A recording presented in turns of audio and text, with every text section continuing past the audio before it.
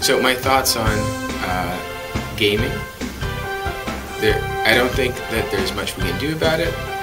That horse has left the barn. But I am concerned about some kids who seem to get almost like an addiction to gaming.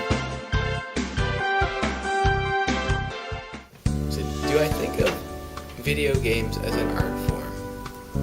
I do not. But maybe that's part of not growing up with them.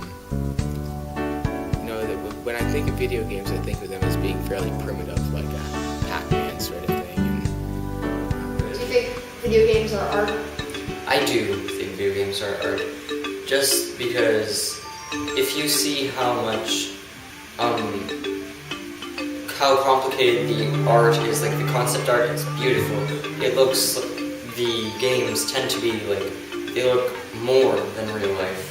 The detail is impeccable. Video games like The Last of Us have been compared to movies. But what about video games that aren't high in story elements, that are about the player's input, or competitive games? Competitive games, like, I believe that they give the player a way to experience stuff that they wouldn't be able to do normally in real life. Yeah, I think video games are a little too violent because they've really influenced, even in our schools, how kids act and react. Like out of Lego, we used to build toys and modeled stuff, and now half the kids are building guns and weapons. Do you agree with your parents that video games rot your brain? Some games. I don't really get the shooting games. I mean, killing people. One Piece, we should make games in One Piece. I don't like shooting people. It's no fun. Do you know why people play like first-person shooters? Because I think it interests most people in this generation. So, like, it's something that we don't get to experience in everyday life that we get to experience in video games. So I think it helps them see like different perspectives, but I don't think those perspectives are good ones.